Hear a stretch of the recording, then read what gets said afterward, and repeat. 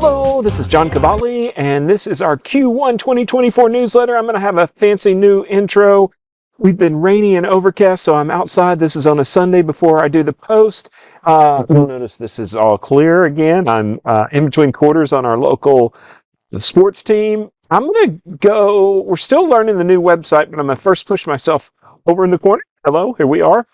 And I'm going to run through this in a little bit different format. For those of you that are in listen-only mode, we do this in a podcast video type format. Oh, by the way, hopefully I've got this dastardly video camera to stop autofocusing. It has been giving me problems on and off all last year in 2023. I reset some settings, and so here we go. But those of you that are in listen-only mode, because we do this in audio-video podcast format, keep your hands on the wheel, be safe. That's my little theme that I do. Okay, so we're at the Q1 2024 newsletter. And just for grins, I went ahead and left this in the post. This is what it looks like in the post for those of you that are listening. The actual newsletter, it doesn't come this way when you receive the email, but the newsletter stays on the fancy new website, and you can scroll. So I'm going to use this to scroll through a couple of things here. Included in this post are, those of you that are listening only mode, I'm going down to the fancy new tab, the fancy new 2-page tax cheat sheet that has a million different things on it. It's tons. So many that I went in and override and actually electronically put highlights on this to get to about 80 to 95% of the actual tax laws. This is going to show up. You're going to get this in the newsletter, and this also is going to show up on the post. But I'm going to go real quick. This newsletter became a lot about taxes, and so those of you that are taking the time to listen, here's I'm going to go over a lot of the tax changes quickly.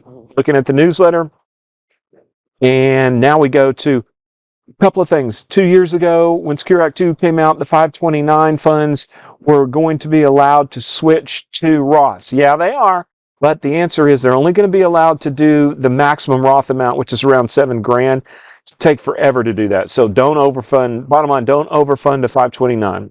Those, again, listen only, guys. We are. I'm going through the actual newsletter on the website here.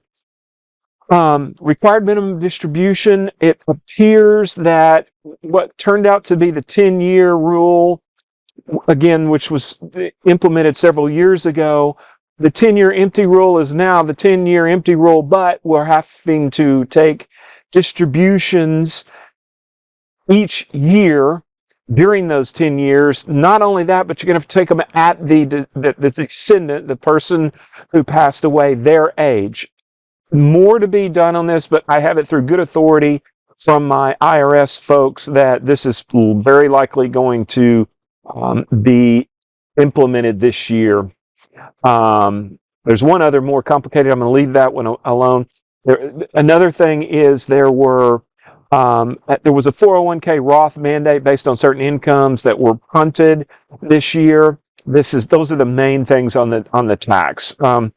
Another thing that I want to do is mention, and it's in the newsletter in great detail, and that is, along comes the merger, and there's been a few changes. Predominantly, our new vendor, Schwab, touches us a lot more. I'm trying to get that throttled down, but they email, they send paper, they send texts, they send a lot of different things. Save the trees. We're going to try and get that halted. All right, now I'm going back to our regularly scheduled program, which is...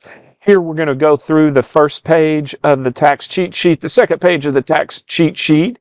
This all looks good, and there it is in the similar format that you can download. Mid-December, the Federal Reserve pivoted. They went from raising rates to not lowering rates, but saying they expect to lower rates. Markets feared. I mentioned this I've mentioned this several times. A couple of things here. I've got about 15 to 20 different data points that we're monitoring. And the big elephant in the room is this is still an inverted yield curve. Very unusual for the white flag to come up and still have an inverted yield curve. We shall see. Certainly could change. Here's another one. This is the equal weight RSP versus the S&P 500.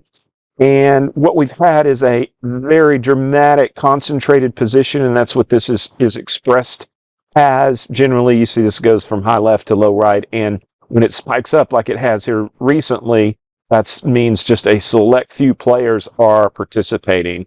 And lastly, this is one of my favorite, just a big 10,000 foot level. Warren Buffett. It's essentially the market capitalization of the markets divided by the GDP. And when they're way up like they are now, that's reason for caution, according to Mr. Buffett. I always talk in third person. And then lastly, we do have a new website here. I actually shrunk this down. This is what it looks like. I'm going to do an old and a new. We do have a new website here. I'm still learning the ins and outs of it. I've got to make some tweaking, learning how wide to make the videos, learning how to do the videos. Hopefully, with New Year's, what came is this, we're not going to have this autofocus issue. That's it. And I thank you for your time. I'm rushing all the way back to the top in the essence of time, and I'll stop this just at 6 minutes. Thank you. I hope you enjoy, and appreciate very much. Happy New Year.